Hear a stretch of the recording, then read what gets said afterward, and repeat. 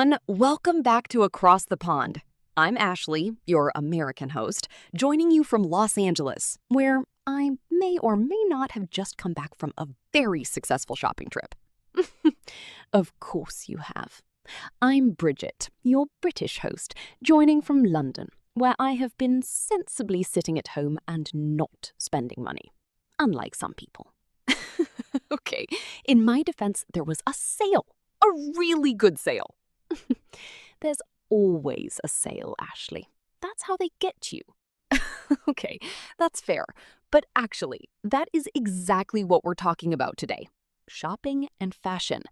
How we shop, where we shop, what we wear, and all the little ways that British and American style and shopping culture are completely different.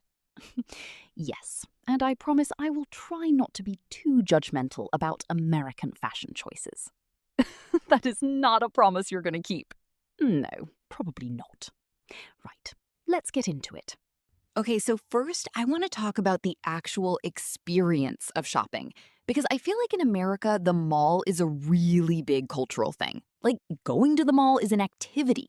You spend half a day there, you eat there, you see friends there. The mall. Right. So, in the UK, we have shopping centres, which is basically the same thing, but I don't think we have quite the same emotional attachment to them that Americans seem to have. It's not emotional, it's just practical. Everything is in one place. Ashley, I have seen American films where characters hang out at the mall for fun, as a hobby, just wandering around shops they're not going to buy anything from. Okay, yes, that is a very American teenage experience. The mall was like a social hub when I was growing up. In the UK, the equivalent was probably the high street. Every town has a high street, that's the main shopping street, with all the usual chain shops, a few cafes, maybe a market on the weekend. Oh, I love a high street. When I visited the UK, I found it so charming, all the little shops next to each other. They're sadly disappearing a bit now. A lot of high streets have really struggled with online shopping taking over, which is a shame. Same in the US, honestly. A lot of malls are closing or turning into mixed-use spaces, like apartments and restaurants, instead of shops. So we're both just shopping online in our pajamas. Very glamorous. The most glamorous. Okay, speaking of online, do you shop online a lot? Honestly, more than I'd like to admit. ASOS is massive in the UK. It's a British online fashion retailer, and a lot of people use it for everything from everyday basics to going out outfits. Oh, ASOS is huge in the US too. That one crossed the pond successfully. Can we talk about style differences? Because I think there are some genuinely interesting cultural differences in how British and American women dress day to day. Yes! Okay, what do you think the biggest difference is? I think in America, there's a much stronger athleisure culture. Like wearing gym clothes or activewear as normal everyday clothing. Going to the shops in leggings and a hoodie, that kind of thing. Okay, but leggings are comfortable. And honestly, in LA especially, that look is completely normal. People go everywhere in athleisure. Coffee shops, the grocery store, even some restaurants.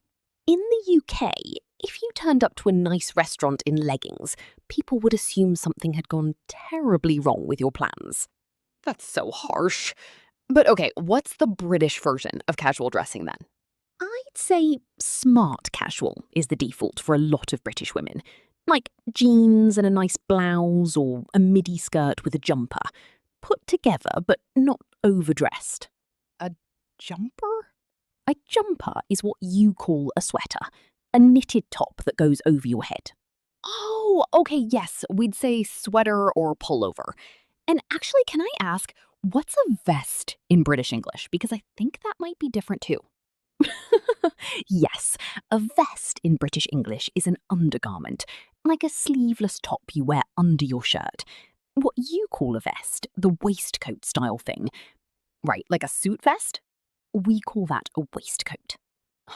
Okay, these are exactly the kinds of things that would get you in trouble. Imagine asking a British person if they like your vest and meaning your blazer-style vest. They would be very confused and possibly concerned.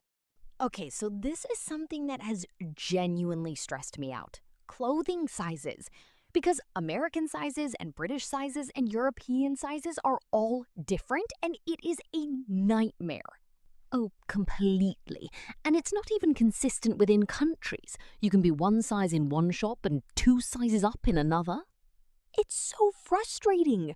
In the US, we use sizes like extra small, small, medium, large, or numerical sizes for things like jeans, starting around size 0, which I've always thought was a strange place to start. Size 0. Yes, that says something, doesn't it? I mean, yes. In the UK, you use different numbers though, right? Yes, UK dress sizes start at size 6 and go up in even numbers, 6, 8, 10, 12, and so on. And then European sizing is completely different again. It starts around 32 or 34. So if you're shopping abroad, you genuinely need to look up a conversion chart. Which I have had to do multiple times. The number of times I've tried something on in a European shop and been confused. It keeps the fitting rooms interesting, at least. That's one way to look at it. Oh, fitting rooms. Do you say fitting room or changing room? Changing room.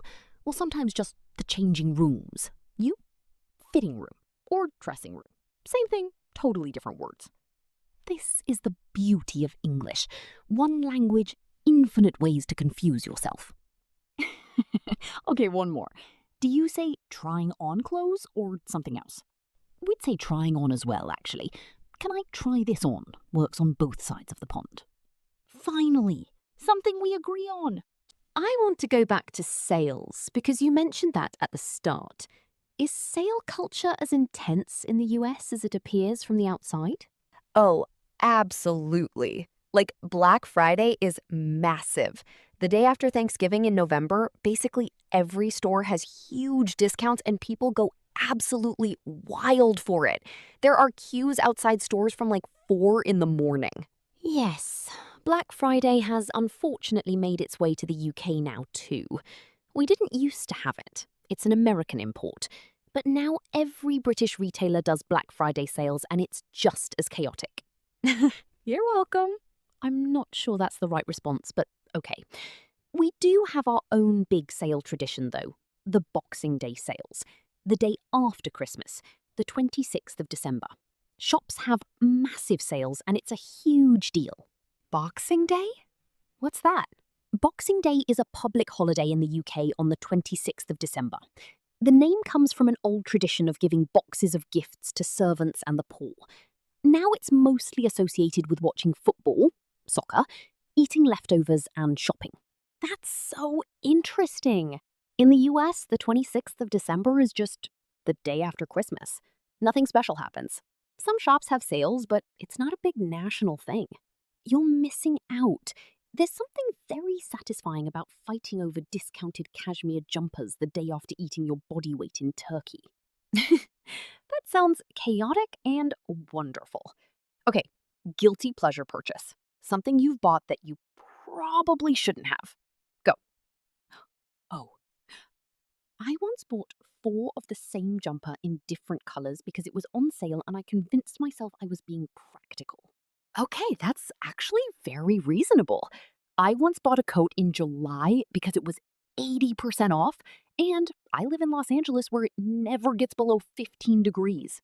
So you bought a coat you will never need. I've worn it twice, to other places. It was worth it. Absolutely no, it wasn't.